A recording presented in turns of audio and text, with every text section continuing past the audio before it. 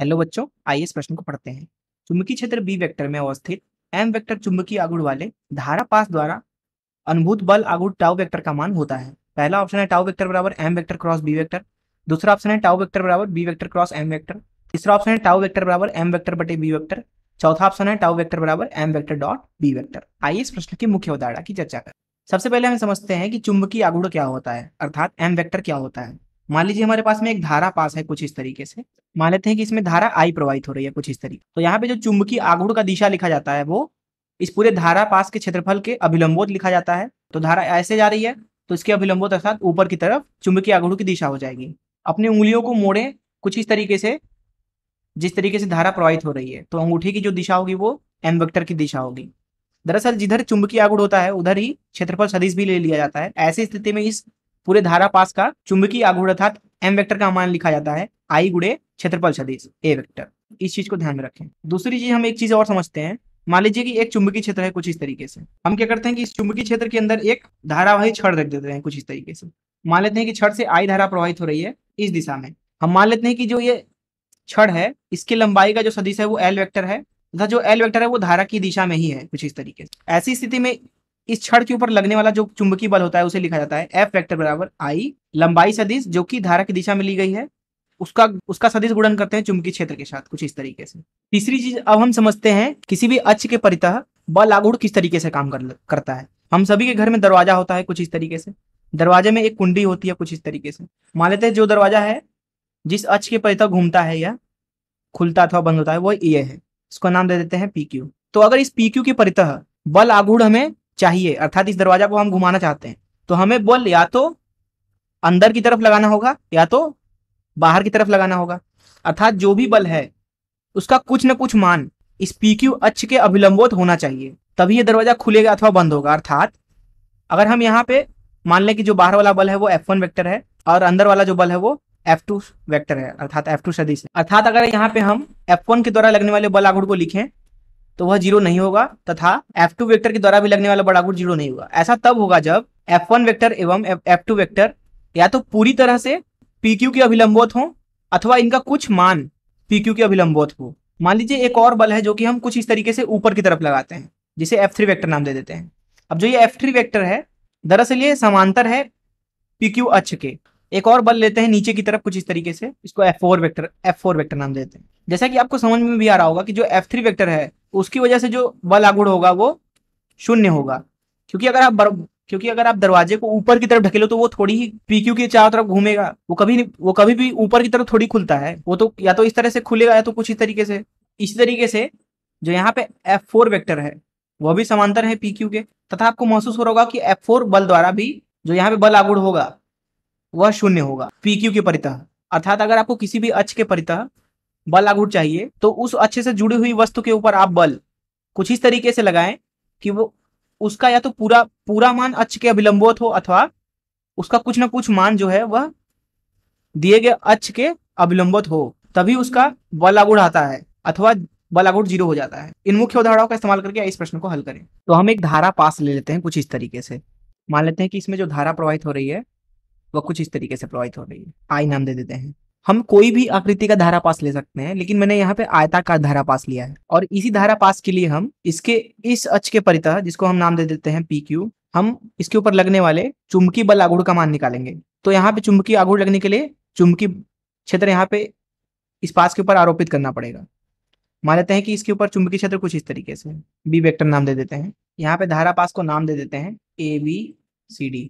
यह आयताकार है इसलिए हम यहाँ पे AD और BC का जो लंबाई है उसे मान लेते हैं कि A है तथा AB और CD की जो लंबाई है उसे मान लेते हैं B के बराबर। ऐसी स्थिति में जो इस पास का चुंबकीय बल आघूर्ण होगा वो इसके क्षेत्रफल के अभिलंबोत होगा तथा अगर हम अपनी अंगुलियों को धारा की दिशा में मोड़े तो वह बाहर की तरफ होना चाहिए कुछ इस तरीके से एम वेक्टर। तो अगर हम इस स्थिति को ऊपर से देखना चाहें कुछ इस तरीके से तो यह हमें ऐसा दिखेगा। ऊपर की संरचना हो गई, सबसे ऊपर हमें दिखेगा C और D, C के नीचे हमें दिखने वाला है B तथा D के नीचे हमें दिखने वाला है A। अर्थात हम यहाँ ऊपर से देख रहे हैं तथा चुंबकीय क्षेत्र कुछ इस तरीके से है B वेक्टर और जो धारा पास का चुंबकीय आघूर्ण है वो दरअसल कुछ इस तरीके से M वेक्टर। मान लेते हैं कि M वेक्टर और B वेक्टर के बीच में जो यहाँ पे कोण बन रहा है वो थीटा है। तो यहाँ पे हमने धारा जो है वो C से D की तरफ माना है तो कुछ इस तरीके से ले लेंगे। अब हम पहले बात करते हैं CD और ए बी भुजाओं की, इसे स्थिति 1 बोल देते हैं। अगर हम बात करें सी डी एवं ए बी की, तो उनके ऊपर जो चुंबकीय बल होगा वो यहाँ पे अगर आप देखें, अगर आप सूत्र का इस्तेमाल करें एफ वेक्टर बराबर I L vector cross B vector, L vector जो होता है धारा की दिशा में होता है। अगर आप यहाँ पे ध्यान से देखें सी डी को, तो जो उसके ऊपर चुंबकीय बल लगेगा वो दरअसल एल क्रॉस बी, अर्थात कुछ इस तरीके से, अर्थात ऊपर की तरफ। तो जो भी बल यहाँ पे लगने वाला है सी डी के ऊपर वो दरअसल ऊपर की तरफ होगा। इसे नाम दे देते हैं एफ वेक्टर सी डी, तो ये ऊपर की तरफ होगा।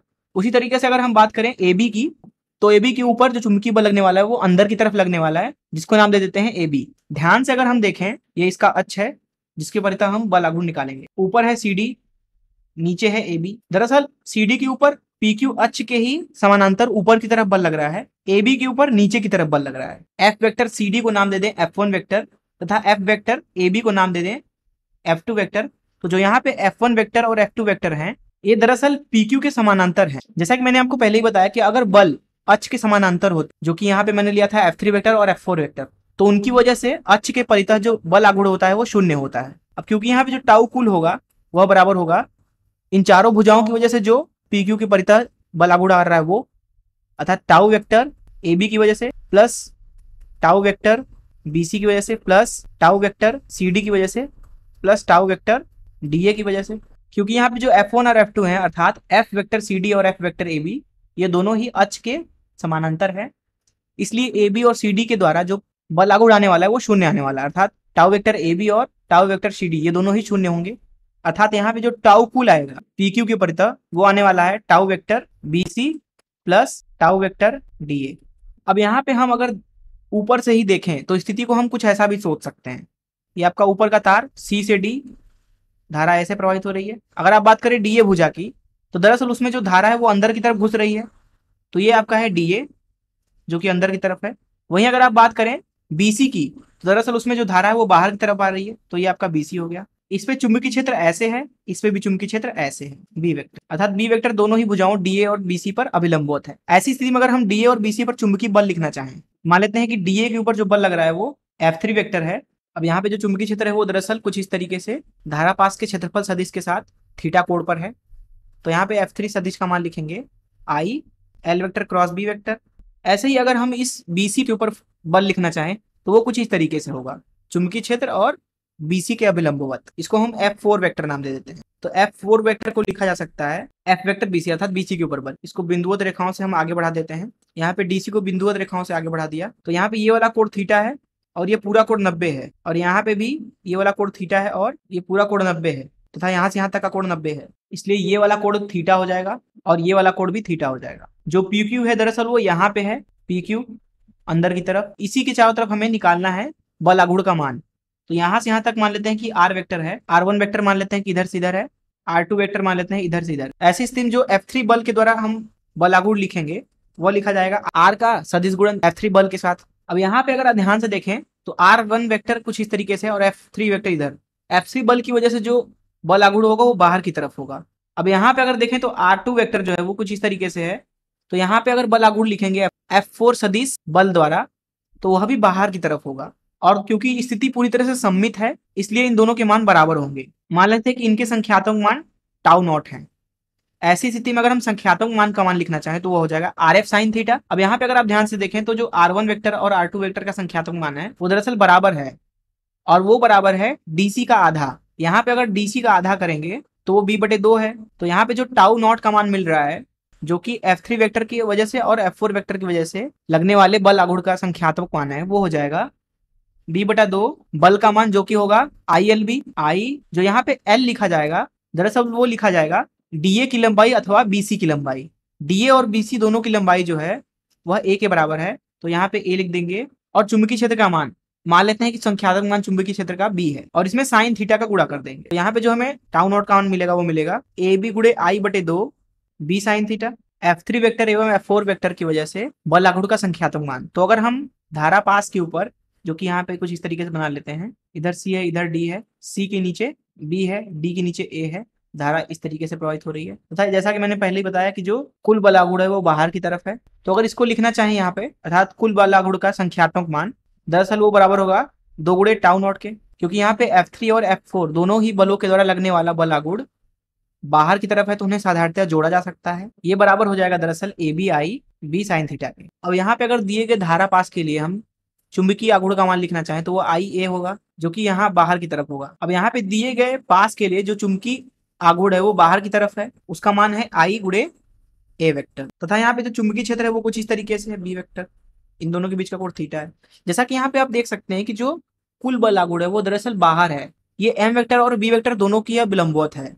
इसका मतलब है कि जो कुल बल आघूर्ण है उसकी दिशा अगर लिखने चाहें एम वेक्टर और बी वेक्टर के सदिश गुणन के दिशा में, अर्थात M vector cross B vector बटा M vector cross B vector का संख्यात्मक मान। अब मान लेते हैं कि चुंबकीय आघूर्ण का संख्यात्मक मान है आई ए, क्षेत्रफल का मान रख दें तो आई ए बी हो जाएगा। तो यहाँ पे लिखा जा सकता है M vector cross B vector भागे M B sine theta, M vector cross B vector का सदिश मान जो कि हो गया M B sine theta, M B sine theta, M का मान रख दें आई ए बी, चुंबकीय क्षेत्र साइन थीटा। तो अगर इस दिशा को यहाँ पे कुल संख्यात्मक मान के साथ गुणा कर दे तो हमें कुल बल आघूर्ण मिल जाएगा, जो कि बराबर होगा A B I B sine theta अर्थात संख्यात्मक मान गुणे दिशा जो कि है M vector cross B vector बटा I A B B sine theta. यहाँ पे अगर ध्यान से देखें तो ये पूरा वाला पद इसके साथ कट जाएगा, अतः हमें दिए गए धारा पास के ऊपर कुल बल आघूर्ण का मान मिल रहा है टाउ वेक्टर बराबर M vector cross B vector. तो इस तरीके से हमने दिए गए प्रश्न को हल कर लिया। आइए देखते हैं हमारा कौन सा ऑप्शन सही है। तुम्हारा पहला ही ऑप्शन सही जवाब होना चाहिए।